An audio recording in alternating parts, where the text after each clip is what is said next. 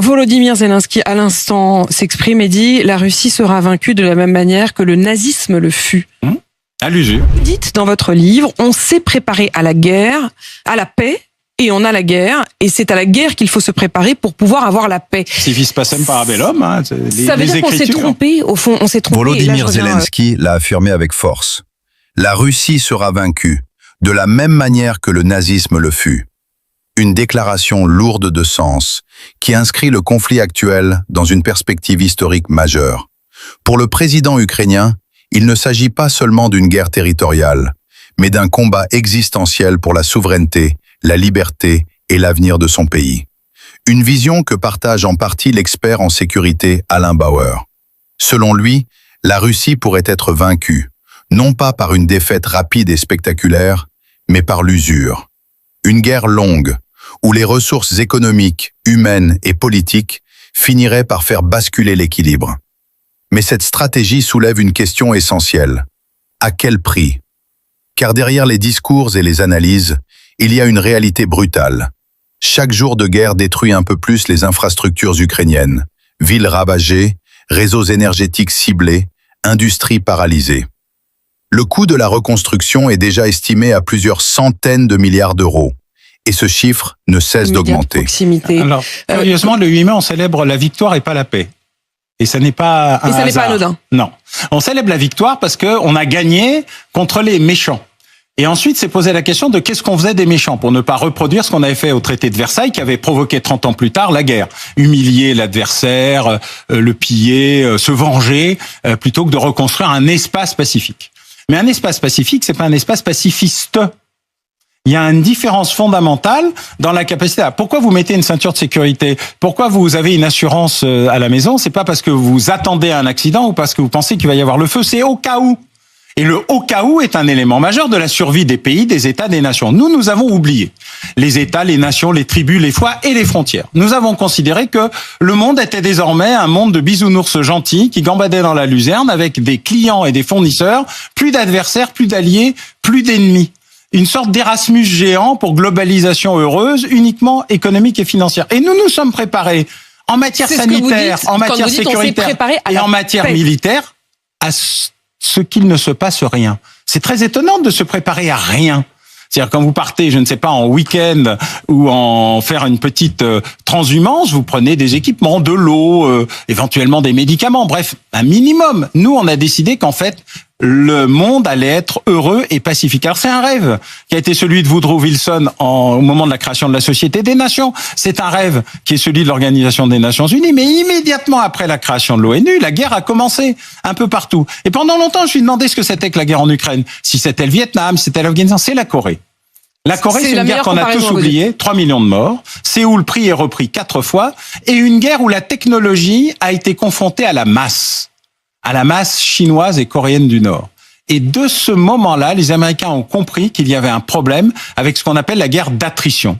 Pour prendre un exemple, eh bien les Russes ont un système qui s'appelle une mémoire qui s'appelle la Grande Guerre du Nord. Tout le monde a oublié, c'est la guerre entre l'Empire russe et l'Empire suédois. Il se trouve que la Suède a été un empire relativement conquérant.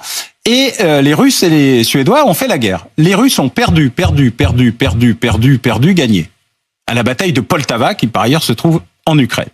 Et donc, l'attrition, c'est je renouvelle mes troupes jusqu'à l'épuisement de l'adversaire.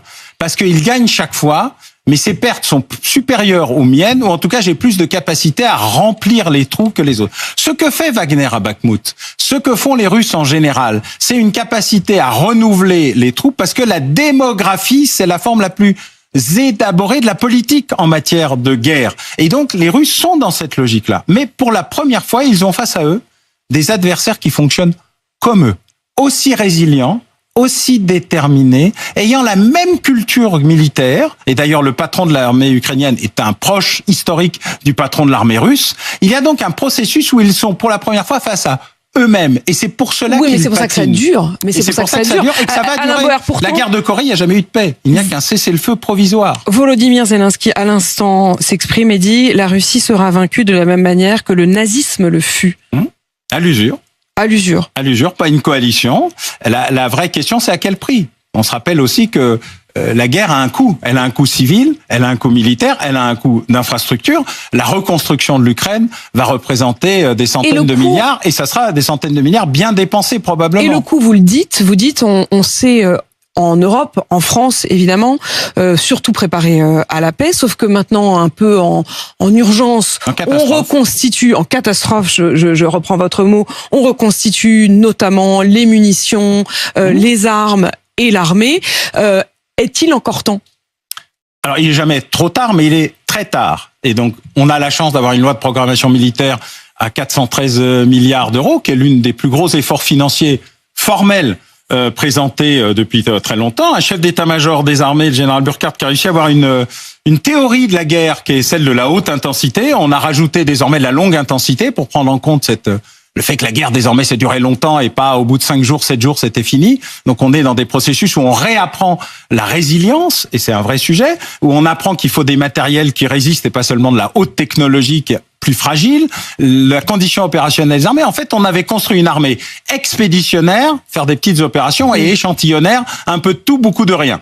Maintenant, on reconstitue tout, mais on reconstitue pas en 3 minutes. On reconstitue pas notre outil industriel, notre outil sanitaire, notre outil sécuritaire, notre outil militaire, juste en claquant des doigts. Deuxièmement, il faut financer tout ça. Or, il y a des effets d'annonce, et puis il y a la réalité. Il y a une bataille menée par le ministre des Armées, avec beaucoup de détermination, contre Bercy, Matignon et quelques autres qui expliquent que oui, bien sûr, mais plus tard. Et donc, pour l'instant, on sera prêt en 2035 à la guerre de 2022-23.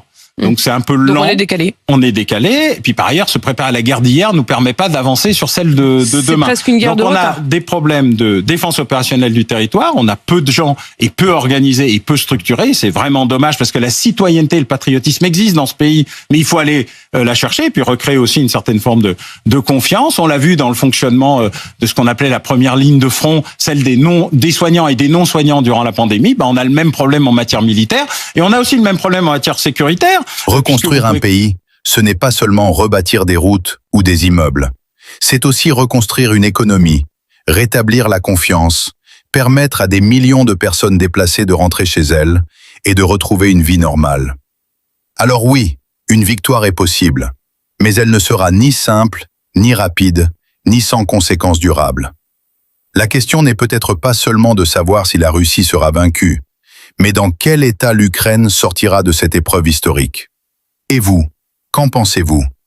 Une victoire à l'usure est-elle réellement une solution ou risque-t-elle de laisser des cicatrices irréversibles ?